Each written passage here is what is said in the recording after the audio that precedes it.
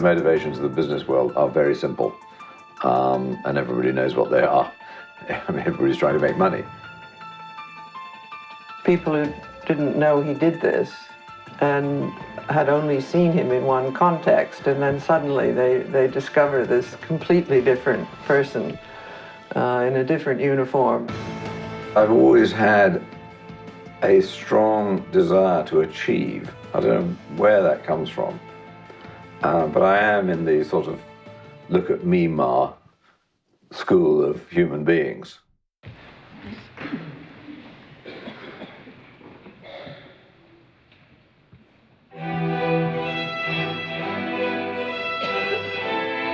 I realized straight away that this was no ordinary banker. This was somebody who highly intelligent and actually very musical as well.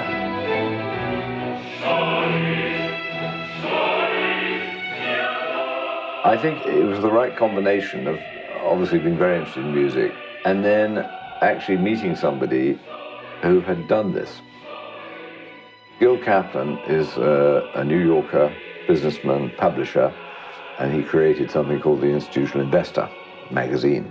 When he sold his business, he decided that he wanted to conduct Mahler's Second Symphony, starting literally from scratch. And then he collected a whole bunch of friends in the Carnegie Hall with the New York Philharmonic, and we all came to have a little sort of snigger at Gil making a fool of himself. And of course, he didn't make a fool of himself. He did a brilliant job. And I kept on talking to him, and how did you do it, and how did you do it? You know, stop asking me about it. If you want to do it, just go ahead and do it. And then I found Nicholas Kramer, and he gave me a year and a half of his time to learn the Messiah from beginning to end. 1, 2, 3. Yes, I'm just 1, slightly 2, 3. Yep. Yeah, try again. Okay.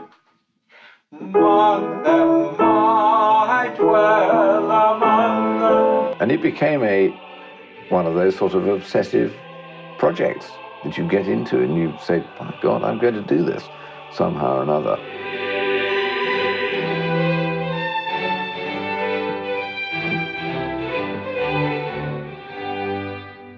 I mean, it was my suggestion that he do it again for his 70th, and I proceeded on that assumption for some time before he actually faced the idea that maybe he should do it for his 70th, and do it again as a fundraiser for the orchestra and related to the Oxford project for the orchestra. It is something that hangs over you when you know you're going to do something like that. It is an enormous undertaking, and you're very conscious of it.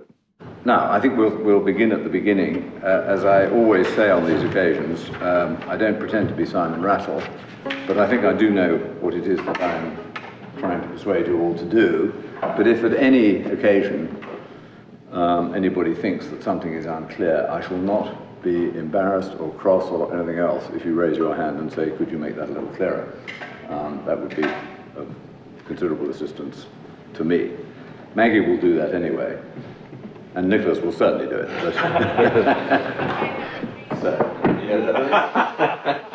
Precisely. All right. Okay, shall we go on? Yeah. 1. So that's the most important thing, is the silent. I mean, I think you have to put all this in the context of what proper conductors are like, which I don't claim to be. I tend to say to people on one of these ventures that this is a partnership. It's a joint venture between you and me. I don't know all the answers. I think I've sort of worked quite hard at it, and I think I've got some idea of what I'm trying to do. But I, from time to time, may need a little bit of help. All of us have been amateur at some point. I mean, it's a very sliding scale of where you say amateur is. I mean, you might say amateur in terms of experience and conducting technique, but that doesn't mean someone doesn't have an insight or understanding of the music. Obviously, I think the challenge for him would be that it's finding the right way to communicate the knowledge he's obviously amassed of his experience of music. I mean, there's no better lesson than experience, and if you've been experiencing this music for years and years, that is going to bring something new, and also from a different perspective. There's no way you can go to get lessons on being an amateur conductor. You can get lessons on being a conductor, but not on being an amateur. So you have to sort of make that bit of it up. Of course, we spent 14 months learning it first time. I mean, not every day, but most weeks. And you just work and work and work at it, and then you turn up at the Sheldonian and you do it, and everybody said, yeah, that's great.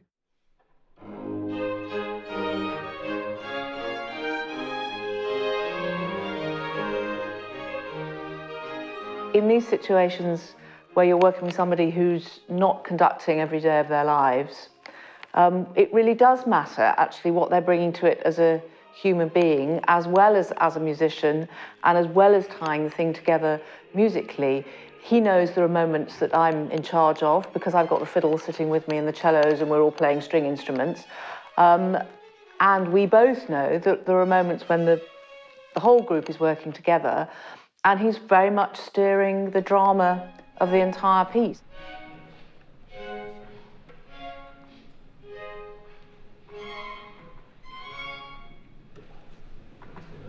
I've always felt in leadership roles that your job isn't to tell people what to do, it is to get the most that you possibly can out of the people who are around you, and indeed let them take the credit. Funny enough, I was having a conversation with Nick Logie, who was leading the violas. And I said to him, one of the things I think is quite an interesting metaphor or parallel for conducting is riding a horse and making a horse jump. I've always felt this. So with horses, when you're trying to make them jump, you don't, sort of give them every single instruction required to get over a fence, because the horse knows perfectly well how to get over the fence. So what you're doing is you're trying to line it up and then give it a little bit of incentive at the right moment, which says, we're all going to jump this fence and we're going to do it absolutely beautifully, and then step back and let it do it. And he said, well, isn't that interesting? And he pulled out his thesis, and he showed me a quote from Herbert von Karajan saying, conducting is just like making a horse jump. It's a bit like sunbathing, just letting it all happen.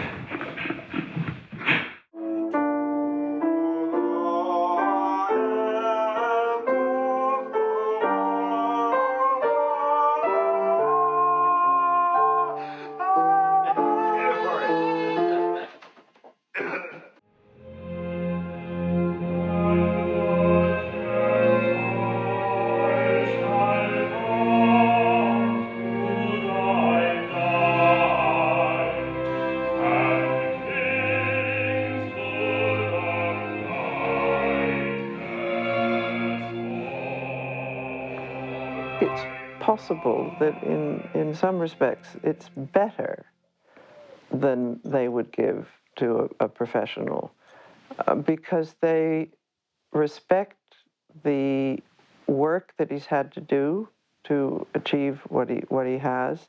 I mean, he's doing a good job. Sometimes it's the best thing when you're working with someone who loves the piece and is really infecting the whole company with enthusiasm for the music. And without that, rehearsals can go incredibly slowly. And when you have that eagerness there, things always, roar through and everybody plays and performs much better. If there's a conductor who deeply sort of understands and loves the music, then I think for all involved, it can become a very rich experience. He certainly knows and loves the piece, and I think it's extremely important to try and help his vision, his interpretation of the piece come through. Quite a sort of bold entry from the sopranos. I'm going to put an arrow in to remind myself not to. One of the great things about Messiah is that it's so beautifully constructed. Handel absolutely knew how to do operas. He sort of completed his opera career, as it were, written 40-odd operas. And he had a fantastic sense for the pacing, moving from solo to chorus. Just the occasional duet, just to sort of spice things up, is masterful.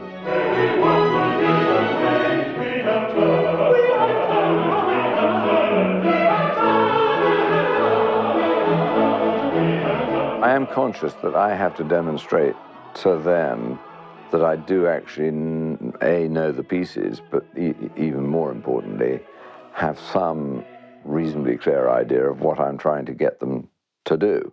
There's something you've sort of almost forgotten about going like this, you know, Yeah, and you just go like this. And I just need to. I see that. No, yeah. Right there.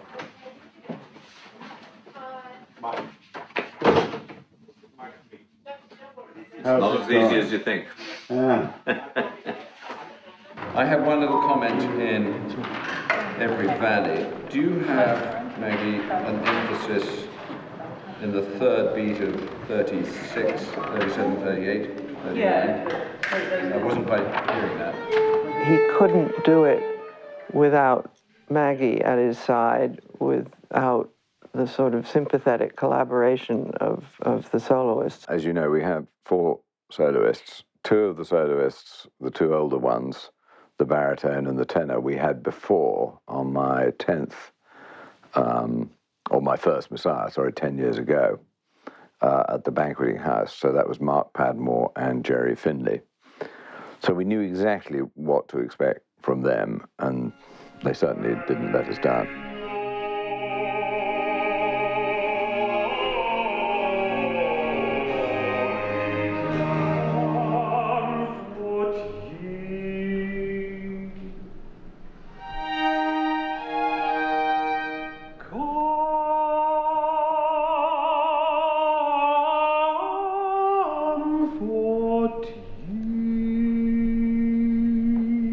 The other 2 were younger and newer to us.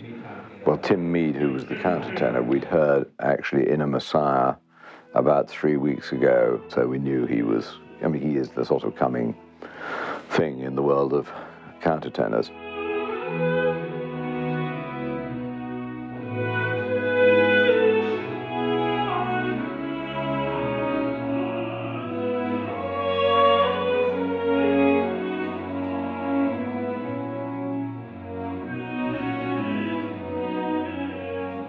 Quite daunting actually to be on the same roster as Mark Padmore and Jerry Finley. And I've just met Katie for the first time this morning, who seems a remarkable young lady. So I'm going to enjoy listening as much as singing.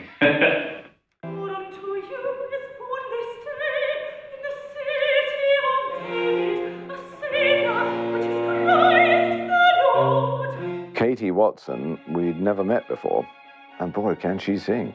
She is just superb.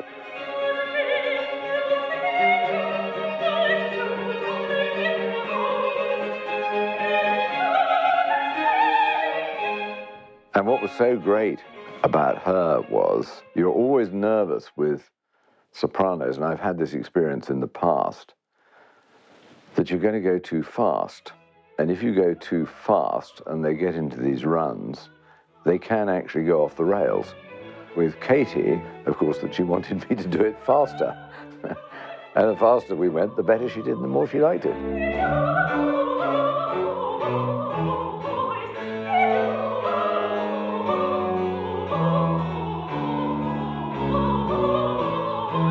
My grandmother was a soprano.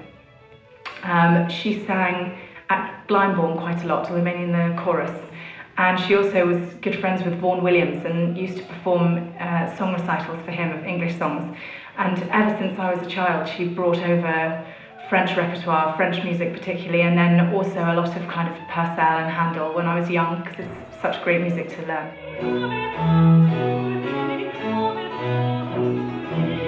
So I thought that was a very nice aspect of it, that we'd had 2 of the older ones and these 2 who represented the next generation, as it were. The rehearsal is going very well today, but we won't be giving the same performance in the Sheldonian, even tomorrow afternoon in the rehearsal as we're giving here, because it's dependent on the venue and how we're all feeling. It's a special occasion, and what's lovely is to be doing something that is out of the ordinary. We know that I'll get through this, because the orchestra is so good and I'm surrounded by these incredibly professional people, and it goes at a steady beat and so on. So it's unlikely that we'll go completely off the rails. No, that's but the difference between that and doing something that has real value and is really good and it really expresses what I want to express. That's the difficulty. That's the big issue. It's going to be a fantastic evening tomorrow at the Sheldonian. I'm absolutely sure there will be a party atmosphere in a sense. It won't be sanctimonious in any sense. And I think we're all very pleased to be there, both to pull off an artistic performance, but also to say thank you to Martin and Elise for everything they do for the orchestra still. It's certainly not in the past. And to celebrate his birthday and to congratulate them on actually being recognised by Her Majesty the Queen this year.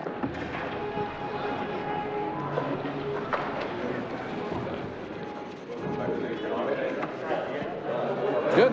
Very good. Well, I think we're in business. Yes.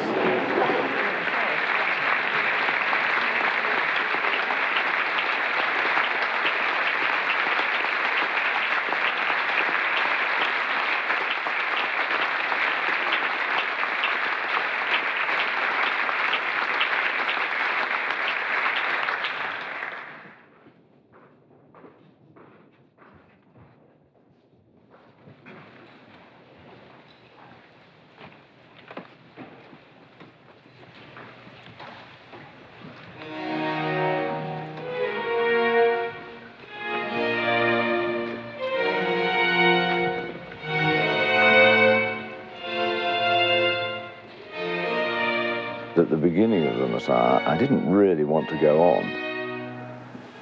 Whereas after the interval, I couldn't wait to get back.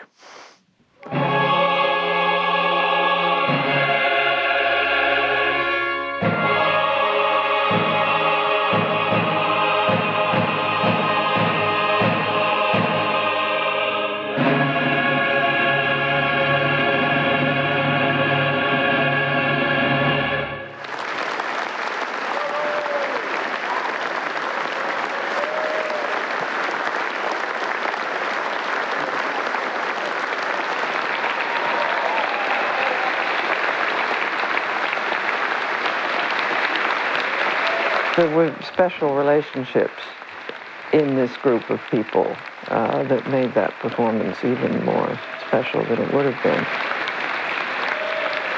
I'm somebody who likes lurking in the background, and I find it embarrassing to be put more in the spotlight and so on.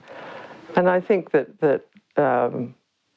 the work I do is background work. I mean, it's what makes it happen, but it's all under the surface.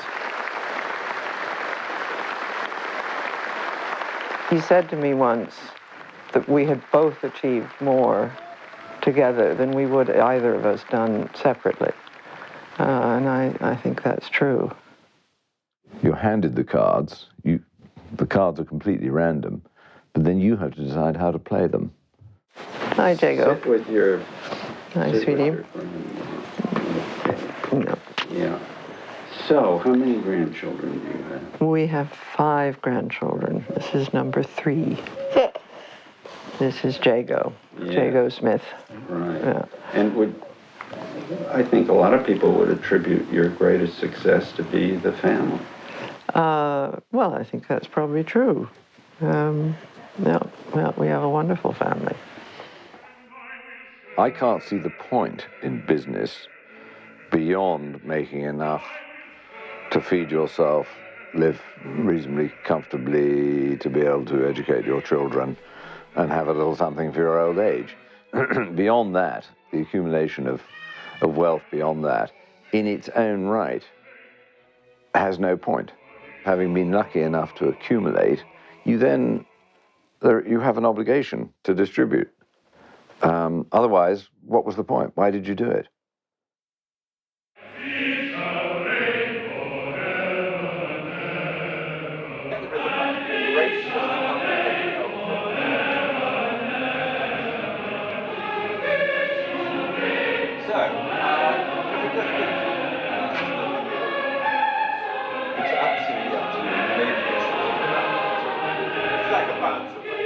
Bouncing away from it.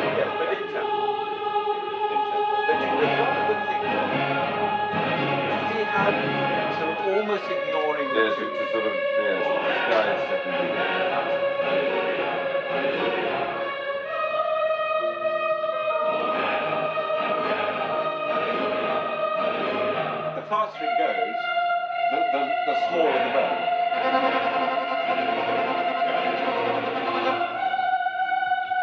Oh, I see what you mean.